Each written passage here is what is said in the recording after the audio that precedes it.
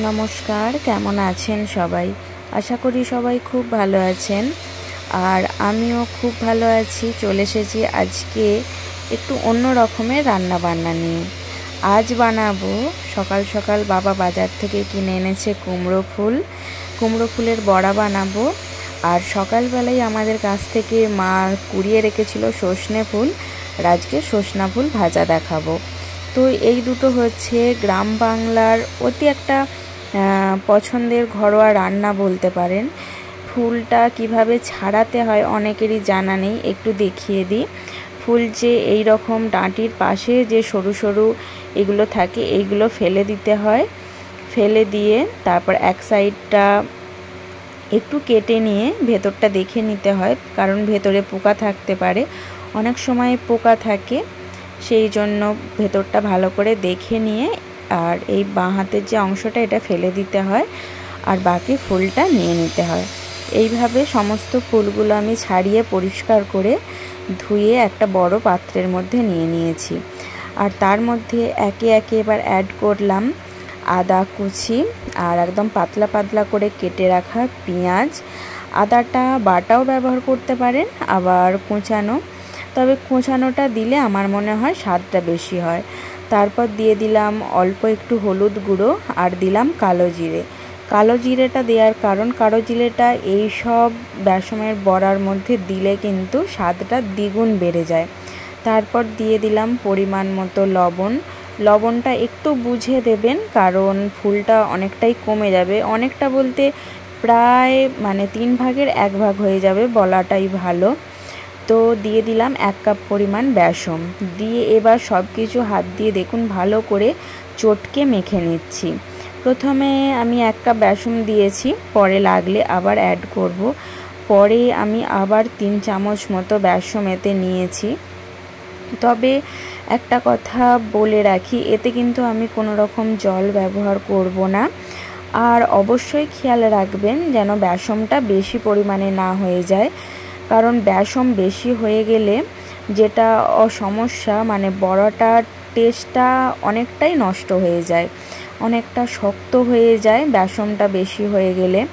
দেখবেন যে মাখাটা দেখলে বুঝতে পারবেন ফুলটা যেন একটু বেসমের সাথে মাখা মাখা থাকে, সুন্দর করে যেন বড়াটা দেওয়া যায়, সেই রকম হলেই হবে।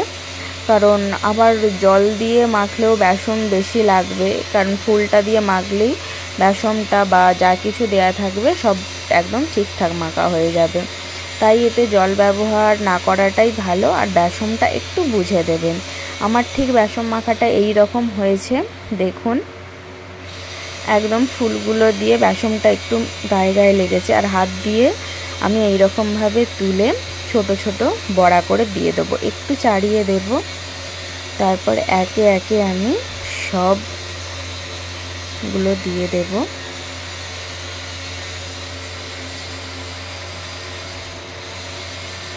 এই ফুলের বড়াটা অনেকেই পছন্দ করেন, আবার এইভাবে আবার অনেকেই শুধু ফুলগুলো ভালো করে পরিষ্কার করে ধুয়ে নিয়ে বেসমটা পাতলা করে মাখিয়ে এমনি তেলে ভাজার মতো ভেজে খেতেও অনেকে পছন্দ করেন। তো আজকে আমি এইভাবে বানালাম, আপনারা অবশ্যই বাড়িতে বানিয়ে দেখবেন, এটাও কিন্তু খুব সুন্দর হয়। আর অবশ্যই কিন্তু আঁচটা মিডিয়ামে রেখে বড়াটা ভাজতে হবে, কারণ হাইতে ভাজলে তাড়াতাড়ি বড়াগুলো ভাজা ভাজা হয়ে যাবে, ভেতরটা কাঁচা থাকবে, তখন দেখবেন খেতে অতটা ভালো লাগছে না। তাই একদম আঁচটা লো থেকে মিডিয়ামে রেখে কিন্তু বড়াগুলো ভেজে নিতে হবে, তাতে দেখবেন বড়াগুলো ভাজাটাও সুন্দর হবে, সুন্দর একটা কালারও বড়া ভাজা শেষে আসবে, আর খেতেও অনেক সুন্দর হবে। আর সব কিছু পরিমাণ যদি ঠিক থাকে, এত সুন্দর বড়াগুলো সফট হয় যে ভাবতেই পারবেন না। তো আমি 2 পিঠ এদিক ওদিক করে উল্টিয়ে পাল্টিয়ে ভালো করে ভেজে নেব। আর এখন পর্যন্ত আমার চ্যানেলে যদি আপনি নতুন হয়ে থাকেন, সাবস্ক্রাইব যদি না করে থাকেন, অনুরোধ রইল একটা সাবস্ক্রাইব করে আমার পাশে থাকার। আর অবশ্যই বাড়িতে বানিয়ে দেখবেন আমার রান্না, আর আমাকে কমেন্ট করে জানাতে ভুলবেন না। কিন্তু ভালো লাগলে একটা লাইক করে দেবেন। তো আমার দেখুন উল্টে পাল্টিয়ে ভালো করে বড়াগুলো ভেজে নেওয়া হয়ে গেছে। দু পিঠ কত সুন্দর লাল লালভাবে ভাজা হয়ে গেছে দেখুন। আমি একটা তুলে দেখাচ্ছি। এই যে দেখুন, ঠিক এই রকমভাবে ভাজাটা হবে। খুব বেশি কড়া হয়েও যাবে না, আবার একদম সাদা হয়েও থাকবে না। তো আমি এবার একটা পাত্রে সব বড়াগুলো তুলে নিচ্ছি। তো আমার যেহেতু আরও একটু আছে, এইগুলো তুলে আমি দ্বিতীয়বারের জন্য আবার দিয়ে দিচ্ছি, দিয়ে ভেজে নেব। এইভাবে দিতে যদি অনেকেরই অসুবিধা হয়, চামচে করে দেবেন। চামচে করে দিয়ে পিঠটা একটু হালকা ভাজা হয়ে গেলে একটু উল্টে দেবেন। উল্টে খুন্তিতে করেই একটু পাতলা করে দেবেন। একটু এইভাবে পাতলা করে দিলে কিন্তু বড়াগুলো বেশি সুন্দর হয়। আর বেশি মোটা মোটা থাকলে মানে খুব একটা ভালো লাগে না, তো চেষ্টা করবেন একটু পাতলা করে দেওয়া। তো আমার এইগুলোও ভাজা হয়ে গেছে, এইগুলোও আমি তুলে নেব। নেওয়ার পর আরও আমার কয়েকটা হবে, সেইগুলোও আমি ভেজে নেব। তারপর আমি এই সাথেই সজনে ফুলটা ভাজাটা আপনাদের সাথে শেয়ার করব। তো আমার সব ভাজাগুলো হয়ে গেছে। এই যে দেখুন কত সুন্দর হয়েছে। আর এই যে কড়ায় তেলটা আছে, আমি এইটুকু তেলেই ফুল ভাজাটা করব। তো আমি আর তেল দিলাম না, দিয়ে দিলাম ধুয়ে পরিষ্কার করে রাখা ফুলটা। আর সজনা ফুল আপনারা যদি বাজার থেকে কিনে আনেন বা গাছের তলা থেকে কুড়িয়ে যেভাবেই রান্না করেন, ফুলটা অবশ্যই কিন্তু খুব ভালো করে ধুতে হয়, নাহলে কিন্তু মানে বালি বালি লাগায় এরকম একটা সম্ভাবনা থাকে। তো সুন্দর করে রান্না করার পরেও একটা খারাপ লাগার সম্ভাবনা থেকে যায়।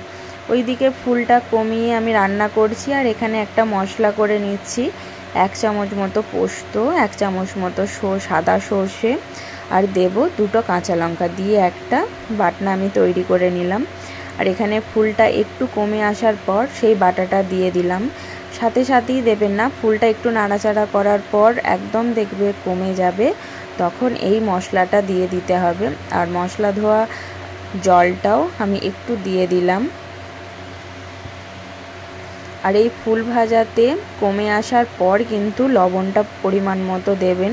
প্রথমের দিকে লবণ দিয়ে দিলে লবণ বেশি হয়ে যাওয়ার একটা চান্স থাকে, কারণ ফুলটা তো একদম কমে 4 ভাগের 1 ভাগ হয়ে যাবে। আপনাকে সেই আইডিয়া করে এতে লবণটা দিতে হয়। তো এইভাবে এবার দেখুন আমার ভাজাটা কত সুন্দর হয়েছে। একটু ঢাকা দিয়ে দিয়ে আমি মশলাটা দিয়ে ভাজা ভাজা করে নিলাম। আর এই যে ফাইনালি আর ফুল ভাজাটা হয়ে গেছে। এইগুলো মানে বেশিক্ষণে রান্না নয়, খুব অল্প সময়ই লাগে, আর গরম ভাত দিয়ে তো জাস্ট অসাধারণ লাগে। আজকে আমার এই কুমড়ো ফুলের বড়া আর সজনে ফুল ভাজা কেমন লাগলো অবশ্যই আমাকে কমেন্ট করে জানাবেন। আপনাদের যদি ভালো লেগে থাকে তো আমার পাশে থাকার অনুরোধ রইল। Thanks for watching.